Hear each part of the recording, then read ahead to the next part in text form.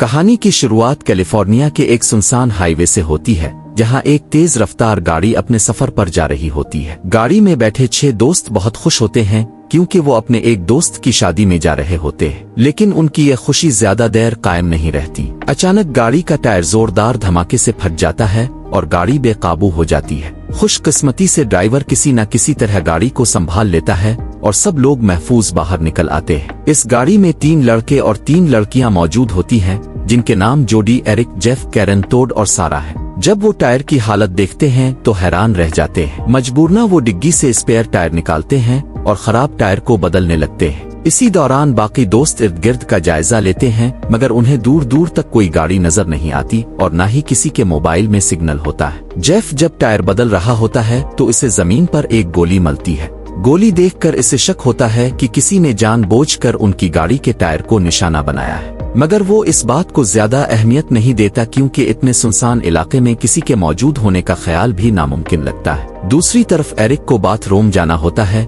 इसलिए वो कुछ फासले पर झाड़ियों की तरफ चला जाता है, जबकि बाकी दोस्त गाड़ी के पीछे बैठकर बातें करने लगते हैं। अचानक टोड की नजर एक टायर पर पड़ती है जो सड़क की तरफ लुढ़क रहा होता है। वो फौरन इसे पकड़ने के लिए भाग पड़ता है। इसी दौरान सारा अपना फोन चेक कर रही होती है कि अचानक इसकी नजर जेफ पर पड़ती है। जैसे ही वो गौर से देखती है तो खौफ से साकित रह जाती है। जेफ के सर में किसी ने गोली मार दी होती है। सारा इतनी खौफजदा हो जाती है कि इसके मुंह से आवाज तक नहीं निकलती। टोड वापस आता है और सारा से पूछने की कोशिश करता है कि क्या हुआ है, मगर अचानक एक और गोली चलती है और इस बार सारा जख्मी हो जाती है। सब लोग हैरत और खौफ में मुब्तला हो जाते हैं। सारा दर्द से कराहते हुए उनकी तरफ बढ़ती है, लेकिन इसी लम्हे एक और गोली चलती है जो सीधा इसके सर में लगती है और वो मौके पर ही दम तोड़ देती है। ये मंजर देखकर कैरन को फौरन अंदाजा हो जाता है कि आसपास कहीं एक स्नाइपर छुपा हुआ है। वो जोर से चीख कर सबको कहती है कि फौरन गाड़ी के पीछे छप जाओ। जोडी और कैरन फौरन गाड़ी के पीछे पनाह ले लेते हैं। टोड भी दौड़कर उनके पास पहुंचने की कोशिश करता है, लेकिन स्नाइपर इसे भी निशाना बना लेता है और वो बुरी तरह जख्मी हो जाता है। गोलियों की आवाज सुनकर एरिक भी वापस आने की कोशिश करता है, मगर मुसलसल फायरिंग की वजह से वो करीब मौजूद एक बड़े दरख्त के पीछे छप जाता है। स्नाइपर इस पर भी कई गोलियां चलाता है, मगर दरख्त की ओट की वजह से एरिक महफूज रहता है। इसके बाद स्नाइपर गाड़ी के पीछे छुपे बाकी दोस्तों पर फायरिंग करता है, लेकिन गाड़ी की मजबूत बॉडी उन्हें बचा लेती है। अब सबको अच्छी तरह एहसास हो जाता है कि वो एक बहुत बड़ी मुसीबत में फंस चुके हैं। उनके पास मोबाइल तो हैं, मगर किसी में भी नेटवर्क नहीं, इसलिए मदद मांगना नामुमकिन हो जाता है। टोड एक तरकीब सोचता है। वो अपना मोबाइल सेल्फी स्टिक के साथ बांधकर ऊपर उठाता है ताकि शायद नेटवर्क मिल जाए, लेकिन स्नाइपर फौरन गोली चलाकर मोबाइल को तबाह कर देता है। ये देखकर सबकी उम्मीदें मजीद टूट जाती है। टोड सबको समझाता है कि अगर उन्हें जिंदा बचना है तो किसी न किसी तरह अपनी जगह बदलनी होगी, क्योंकि सामने वाला स्नाइपर निहायत खतरनाक है और उसका निशाना कभी नहीं चूकता। उधर जोडी अपने मोबाइल के कैमरे की मदद से स्नाइपर की लोकेशन मालूम करने की कोशिश करती है, जबकि कैरन अपनी जैकेट बाहर फैलाकर खड़ी हो जाती है ताकि स्नाइपर इसे निशाना समझे और फायर करे, और इसी मौके पर जोडी इसकी तस्वीर वीडियो बना सके। इसी दौरान टोड गाड़ी के अंदर पहुंच जाता है और गाड़ी स्टार्ट करने की कोशिश करता है, मगर स्नाइपर दोबारा इस पर गोलियां बरसाना शुरू कर देता है। टोड किसी न किसी तरह अपनी जान बचाकर वापस गाड़ी के पीछे छप जाता है। जोडी सबको अपने मोबाइल में रिकॉर्ड की गई वीडियो दिखाती है, जिससे पता चलता है कि स्नाइपर एक ऊंचे दरख्त पर बैठा हुआ है और वहीं से इन सब पर हमला कर रहा है। लेकिन अब भी सबके जहन में एक ही सवाल गर्दिश कर रहा होता है कि आखिर वो ऐसा क्यों कर रहा है, इसकी इन लोगों से क्या दुश्मनी है। तमाम दोस्त बुरी तरह खौफजदा हो चुके हैं और अपनी जान बचाने के लिए हर मुमकिन कोशिश करने को तैयार है। टोड अपने हाथों में टूल किट बांध लेता है और सब मिलकर गाड़ी को वहां से हटाने का फैसला करते हैं। वो गाड़ी को न्यूट्रल गियर में डालकर धक्का देना शुरू कर देते हैं, जबकि दूसरी तरफ एरिक अब भी दरख्त के पीछे छुपा हुआ है और स्नाइपर की नजरें अब भी उन सब पर जिमी हुई है। दूसरी तरफ एरिक अब भी दरख्त के पीछे छुपा हुआ होता है,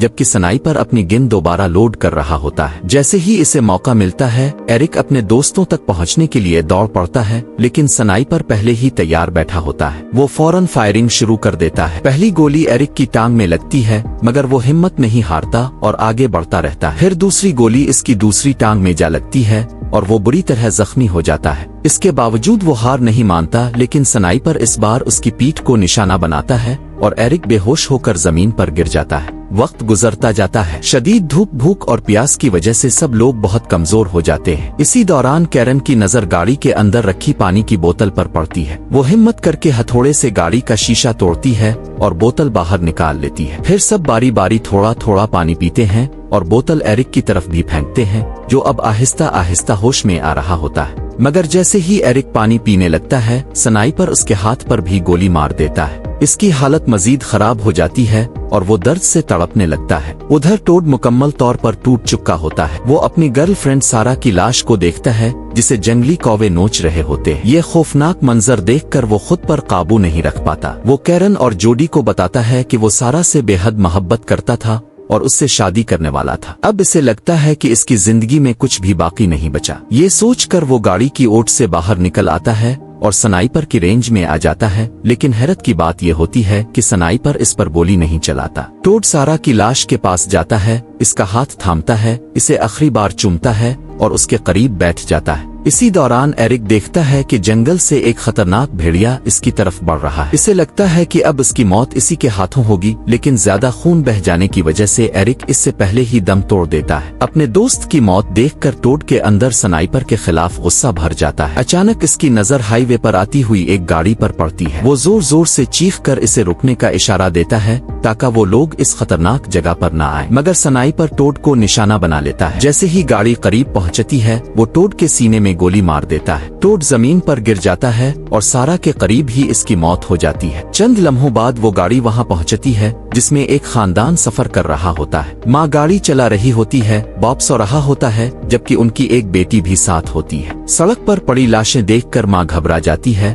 और अपने शौहर को जगाने लगती है, लेकिन इसी लम्हे स्नाइपर इसे भी गोली मार देता है। गाड़ी बेकाबू होकर उलट जाती है और तीनों बुरी तरह जख्मी हो जाते हैं। माँ किसी तरह बाहर निकलती है और अपने खानदान को तलाश करने लगती है। कैरन और जोडी इसे गाड़ी के पीछे छुपने का कहते हैं, मगर वो खौफ की वजह से कुछ समझ नहीं पाती और स्नाइपर इसे भी मार देता है। इसके बाद बाप बाहर निकलता है। जोडी इसे गाड़ी के पीछे छुपने का मशवरा देती है। वो उनकी बात मानकर पुलिस को कॉल करने लगता है, लेकिन स्नाइपर गाड़ी के डीजल टैंक पर गोली चला देता है। एक जोरदार धमाका होता है और वो शख्स आग में जलकर मर जाता है। फिर उनकी बेटी नजर आती है, जो जख्मी हालत में सड़क के किनारे पड़ी होती है। होश में आने के बाद वो अपने वालिदैन को तलाश करने लगती है, मगर स्नाइपर इसे भी गोली मार देता है। ये सब देखकर जोडी और कैरन मुकम्मल तौर पर टूट जाती है। उन्हें लगता है कि अब उनकी बारी है, लेकिन कैरन हिम्मत नहीं हारती। वो कहती है कि रात होने तक इंतजार करना ही उनकी आखिरी उम्मीद है। रात होते ही कैरन अपना प्लान शुरू करती है। वो गाड़ी के टायर निकाल कर उनकी ट्यूबें जला देती है, जिससे चारों तरफ घना धुआं फैल जाता है। दरख्त पर बैठा स्नाइपर कुछ भी नहीं देख पाता, क्योंकि धुएं ने इसकी नजर मुकम्मल तौर पर बंद कर दी होती है। इसी मौके का फायदा उठाकर कैरन और जोडी वहां से भागने की कोशिश करती है। अचानक उन्हें एक पुलिस ट्रक आता हुआ नजर आता है, जिसमें 2 पुलिस अफसर और 2 स्नाइपर मौजूद होते हैं। उन्हें मालूम होता है कि मरने से पहले एक जख्मी शख्स ने पुलिस को तमाम मालूमात दे दी थी, जिसकी वजह से वो यहाँ तक पहुँच पाए। ट्रक में बैठा एक अफसर बैकअप के लिए कॉल करता है, लेकिन स्नाइपर धुएं के दरमियान से ही इसे गोली मार देता है। इसका चेहरा बुरी तरह जख्मी हो जाता है और पुलिस का ट्रक बेकाबू होकर आगे बढ़ने लगता है। इसी दौरान ट्रक में मौजूद एक स्नाइपर नीचे गिर जाता है और दरख्त पर छुपा कातिल इसे फौरन मार देता है। कैरन जोडी से कहती है कि अगर जिंदा बचना है तो जंगल की तरफ भागना होगा, मगर जोडी खौफ की वजह से इनकार कर देती है। कैरन अकेले ही जंगल की तरफ दौड़ती है, लेकिन चंद कदम ही आगे जाती है कि स्नाइपर इसे भी गोली मार देता है और वो वहीं मर जाती है। अब जोडी अकेली रह जाती है। वो भागकर पुलिस ट्रक के पास पहुंचती है, जहां 2 पुलिस वाले मौजूद होते हैं। जोडी उन्हें बताती है कि एक खतरनाक स्नाइपर दरख्त पर छुपा हुआ है और अब तक कई लोगों को मार चुका है। वो उन्हें वहां से भागने का मशवरा देती है, लेकिन पुलिस वाले अपने साथियों की मौत का बदला लेना चाहते हैं। वो अंधाधुंध फायरिंग शुरू कर देते हैं, मगर स्नाइपर की सही लोकेशन न होने की वजह से उनकी एक भी गोली इसे नहीं लगती। दूसरी तरफ स्नाइपर एक एक करके दोनों पुलिस वालों को भी मार देता है। अब जोडी हाईवे पर अकेली बच जाती है। वो हिम्मत जमा करती है और पुलिस ट्रक लेकर वहां से भागने की कोशिश करती है, मगर स्नाइपर इस पर भी फायरिंग करता है। एक गोली इसके कंधे पर लगती है और ट्रक बेकाबू होकर इसी दरख्त से जा टकराता है जहां स्नाइपर बैठा होता है। टुकर के बाईस स्नाइपर नीचे गिर जाता है और उसकी स्नाइपर राइफल भी दूर जा गिरती है। जोडी फौरन राइफल उठा लेती है। स्नाइपर इसे कमजोर समझते हुए चाकू लेकर उसकी तरफ बढ़ता है, मगर जोडी हिम्मत दिखाती है और इस पर कई गोलियां चला देती है। स्नाइपर वहीं ढेर हो जाता है। अपने तमाम दोस्तों की मौत का गुस्सा जोडी के अंदर भरा हुआ होता है। वो स्नाइपर की राइफल को उल्टा पकड़कर उसके चेहरे पर बार बार वार करने लगती है। वो इतने गुस्से में होती है कि कातिल के मरने के बाद भी इसे मारते रहती है, लेकिन इसी दौरान गलती से राइफल का ट्रिगर दब जाता है और एक गोली चल जाती है जो सीधी जाकर जोडी के गले में लगती है। जोडी भी वहीं दम तोड़ देती है, मगर मरने से पहले इसके चेहरे पर एक अजीब सा सुकून और इत्मीनान होता है, क्योंकि वो अपने तमाम दोस्तों की मौत का बदला ले चुकी होती है। और इसी के साथ इस खौफनाक कहानी का इख्तिताम हो जाता है।